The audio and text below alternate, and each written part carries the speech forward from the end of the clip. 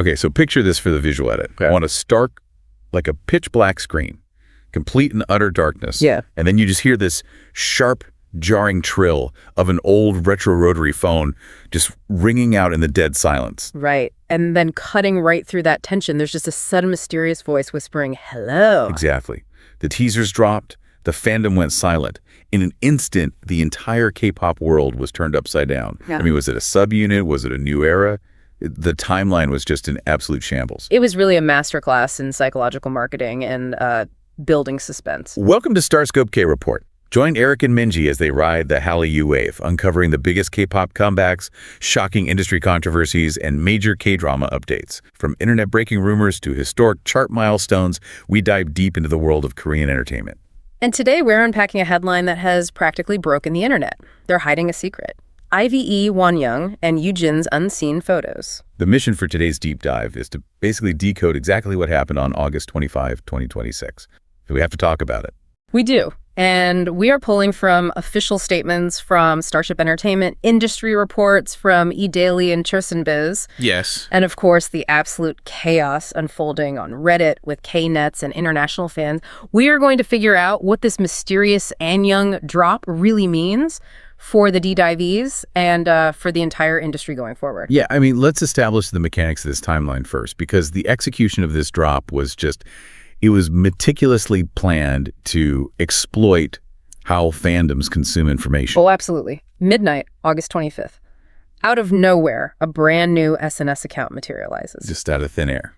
Right. And the handle is simply IVE Exhibition. Which, just reading that name sends a shiver down my spine. Mm-hmm. The midnight drop is a sacred K-pop tradition. Mm-hmm. It's when agencies know the fans are most vulnerable to shock. There's no warning. There's no preamble. Yeah. The algorithm just feeds it to you when you're endlessly scrolling in the dark.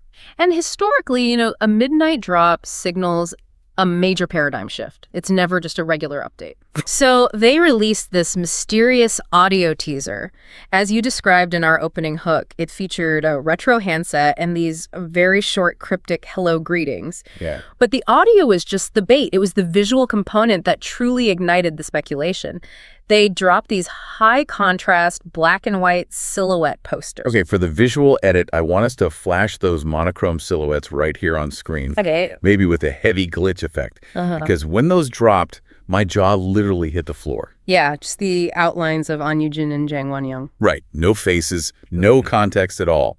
The fandom had a complete and total meltdown. I was scrolling through the Kpop and RIVE subreddits, and the sheer volume of theories being generated per minute was staggering. I can imagine. The subunit theories were flying at the speed of light. Which is a highly logical leap for fans to make. When an agency isolates two incredibly popular members of a 6-member group, the immediate historical assumption is a duo debut. Right. We've seen it time and time again. Oh, absolutely. Fans were literally crossing their fingers, just manifesting a unit release. There were so many comments on the subreddit hoping they would go for a dark, mature concept, comparing the potential to Red Velvet's iconic Irene and Seulgi subunit. Yes, the IN SEOUL subunit. I mean, SEOUL was a cultural reset for the industry. Can you imagine the Annyeongz giving us that level of lethal artistic intensity? It would be huge. Like a full-blown comeback with music video teasers and music show promotions. The visual clues certainly leaned into a more avant-garde aesthetic that supports that theory. The K-Netz were dissecting every single pixel of those teaser images. They really were. One K-Netz user on Reddit pointed out that Wonyoung's styling in the silhouette gave off massive Audrey Hepburn vibes. Oh, that's an interesting comparison. Yeah, classic elegant, but with this sharp, modern, almost unapproachable edge. And fans even spotted what looked like a giant block of ice in the imagery. A block of ice. Yeah. Like, what does that mean mechanically for the concept? Are they frozen in time? Is it a metaphor for their untouchable visuals? That's a very deep read. Right. And then one of my favorite comments on the thread flat out predicted that whatever this concept is, the visual impact is going to have a kill count. The hyperbole is definitely part of the fun of comeback season, but it genuinely speaks to the sheer gravity these two artists hold in the industry. Oh, for sure. However, I think we have to look at the flip side of that excitement. Because while you were seeing hype, my read of the sources showed a significant undercurrent of anxiety. Not everyone was instantly thrilled about the idea of a subunit. Right. Okay, let's unpack this. Yeah. Because I definitely saw some genuine panic creeping into the timeline, and I think we need to push back on the hype train for a second. Let's do it. There was a very valid fan concern raised on Reddit, essentially saying, I love them both, but I'm afraid once this subunit debuts, it might spell the end for IVE as a 6-member group. Like, why invest in 6 girls when you have a better return on a duo? And I want to validate that fear completely because it is rooted in cold, hard K-pop economics. Fandoms have seen groups go on indefinite hiatus or effectively disband when certain members become astronomically more popular than the rest of the group. Exactly. So the Miss A syndrome all over again. Suzy became so massive that the group dynamic became economically unbalanced. If Yujin and Wonyoung are pulling in all the massive brand deals and breaking the charts as a duo from a purely corporate standpoint, why would Starship fund a massive 6-member comeback? It's a valid question. Because group comebacks are expensive. The logistics, the line distribution, the sheer cost of styling 6 people versus 2. You're touching on the exact mechanism of why agencies usually launch subunits to maximize profit margins on their most popular assets while minimizing overhead. But if we look closely at the agency's official statements and the structural reality of this drop, that fear is misplaced here. Okay. Look at the actual name of the SNS account. It is called IVE Exhibition. The official press releases from eDaily and Star News confirm this isn't a musical subunit debut. There is no album. There are no music show promotions. It is a highly curated physical exhibition. Okay, so it's a gallery. It's a physical space you walk into. But wait, I feel like you're holding something back. You're saying it's not a subunit yet? Are you implying they might test the waters with an exhibition before dropping an album? I'm saying that right now the economic model they're utilizing is an exhibition. But this isn't just a standard gallery where they tack a few photos on a white wall. The sheer scale of what Starship is planning here is unprecedented for a K-pop group. Oh, wow. And that's not even the wildest part of this drop, because later in the episode, we'll reveal the secret location and what netizens uncovered about the venue itself, which changes the entire context of this event. Okay, consider me thoroughly hooked. I need to know where this is happening. But before we get to where we really need to understand the why, because their combined brand power has outgrown a standard pop-up shop. Yeah. Starship had to find a venue that could physically match that scale. But why these 2 members specifically? Why not a massive group exhibition for all 6 members of IVE? To understand the isolation of these 2 members, we have to trace their lineage. This isn't a new pairing manufactured for this exhibition. The Annyeongz legacy goes back years, long before IVE even existed as a concept. Right. We have to look at the historical context of their careers. Cue the flashback sequence for the visual edit. We were traveling back to 2018, Produce 48, the survival show that birthed a phenomena. They both participated in that incredibly grueling survival show representing Starship Entertainment. And they didn't just participate, they dominated the narrative. Wonyoung finished first overall, taking the coveted center position, and Yujin finished 5th. Oh, yeah. They spent 2.5 years promoting together in the massively successful project group INSEOUL, which carries its own historical weight. The trauma of INYZ's predetermined disbandment still lingers in the K-pop fandom. It really does. Fans watch them get torn apart, so seeing them reunited and thriving in IVE is a huge emotional anchor for the fans. Remember when Wonyoung was just a giant Maknae of INYZ? Now she's this untouchable global icon. It's a remarkable trajectory. And Yujin went from being this energetic, playful kid on variety shows to one of the most respected, commanding leaders in the industry. They literally grew up together in the spotlight. Their bond isn't just a marketing gimmick. It is foundational to IVE's current success. And that shared foundational history is brilliantly encapsulated in the exhibition's title, Annyeongz. As reported by Chosunbiz, it's a very intentional portmanteau. You take Anyjn's surname and the Young from Jang Wonyoung. It's absolute genius wordplay. Because Anyjnz in Korean literally means hello. Right. So the exhibition being titled Annyeongz in Seoul is them quite literally saying hello to the fans, welcoming them into this shared physical space while seamlessly branding their iconic ship name. It's very smart branding. A fan on the subreddit even commented on how clever it was, noting they hadn't actually followed INYZ back in the day. So this drop was the first time they realized the linguistic depth of the Annyeongz name. The naming convention is clever, yes, but the reality of their individual market power is what makes a dedicated exhibition of this scale a necessity. They are, as eDaily described them in their industry report, icons admired by the MZ generation. Absolutely. They have simply grown too large, and their fan demographics have aged up with too much disposable income for a standard pop-up shop or a simple fan meeting in a rented auditorium. Okay, let's lay out the receipts on that market power. Let's talk about Yujin first. She isn't just an idol, she's an absolute variety show kingpin. She sweeps every show she touches. Her domestic public recognition is off the charts. That's true. She has massive mainstream appeal. Plus, she's emceeing the massive year-end music festivals, proving her hosting chops to the general public, not just fans. And let's not forget, she recently won the OST Popularity Award at the Blue Dragon Series Awards. That is serious prestige. Her domestic dominance is staggering, you're right. She secures the general public's trust. And then you have Wonyoung, whose influence operates on a truly global scale. Oh, absolutely. She is a highly sought-after global fashion icon, constantly going viral across social platforms for her visuals and styling at fashion weeks in Paris and Milan. She's hosting major international events like the Asia Artist Awards. And she's proving her artistry. She isn't just a visual. She is deeply involved in IVE's musical direction, which shuts down the critics who try to say they are just pretty faces. Right.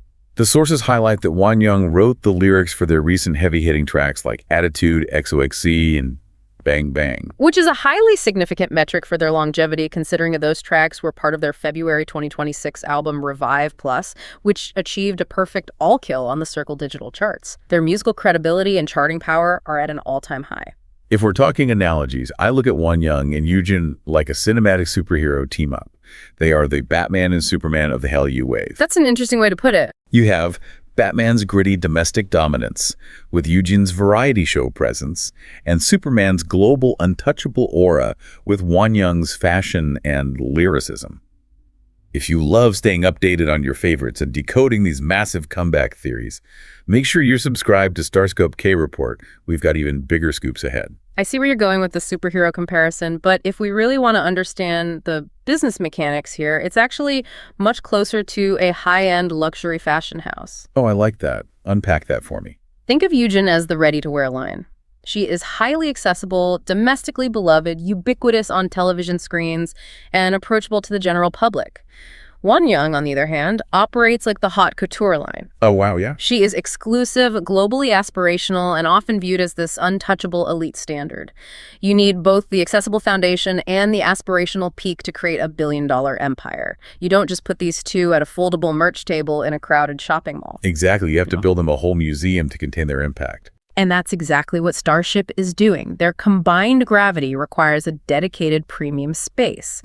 We have to remember they are currently headlining IVE's massive Second World Tour show, What I Am, and selling out massive arenas in Austin, Oakland, Los Angeles, Tokyo. The list goes on. It's a massive tour. The physical toll of touring is immense.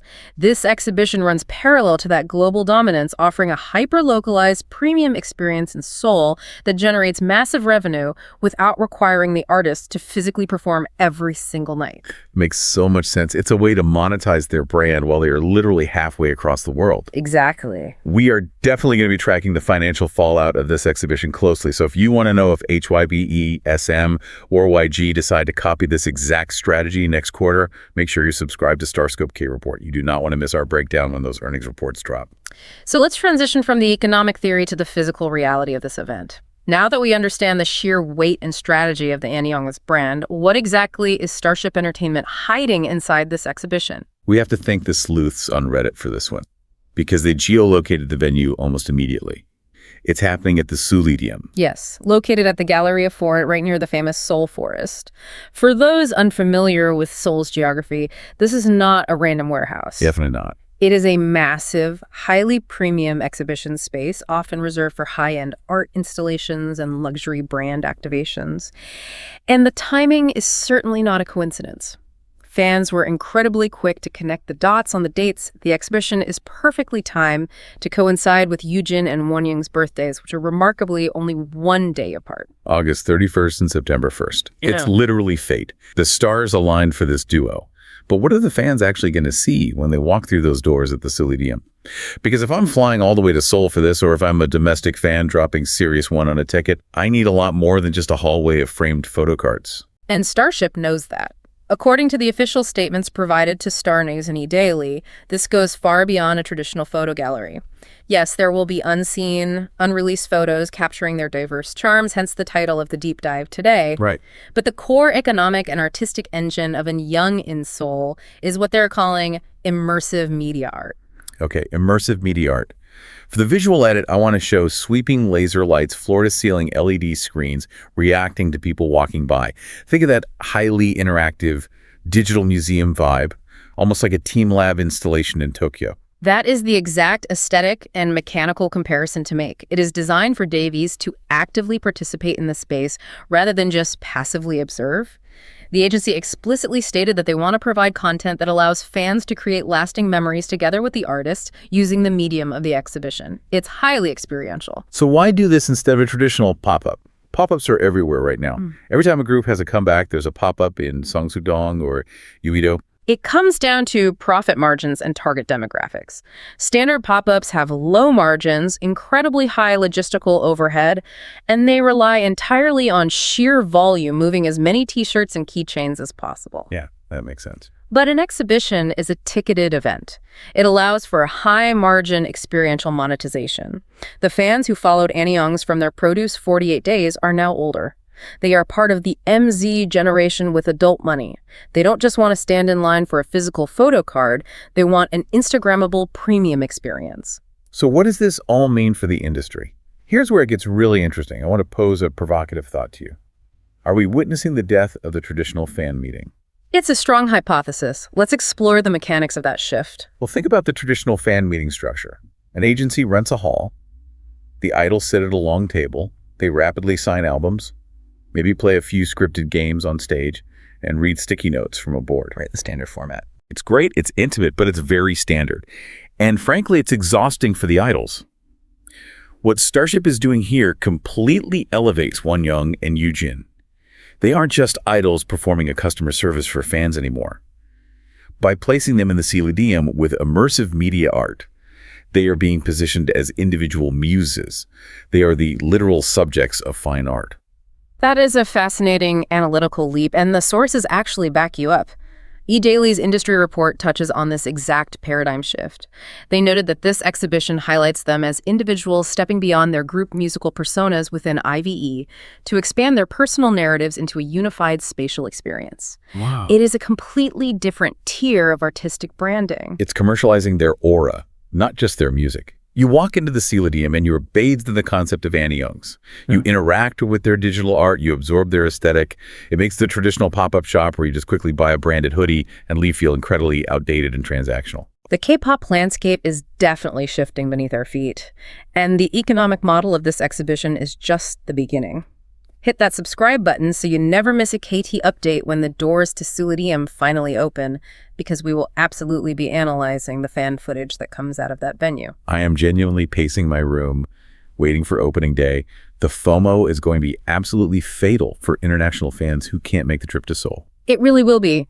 But as we look at this shift from transactional pop-ups to fine art exhibitions, it brings us to a final, rather provocative thought regarding the very nature of K-pop fandom itself.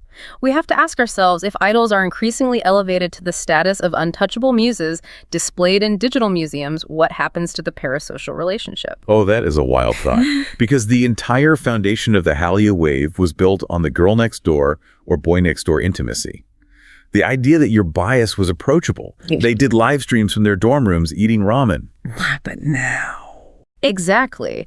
Now they are literal works of fine art placed on a pedestal behind velvet ropes and laser lights. As the fan experience becomes more premium, cinematic, and expensive, do we lose that intimate, chaotic connection that made K-pop so globally addictive in the first place? That's a huge question. It's a delicate balance. Agencies like JYP and HYBE will have to navigate as their artists and their audiences continue to grow up. That is something to seriously think about the next time you're standing in line for a gallery ticket.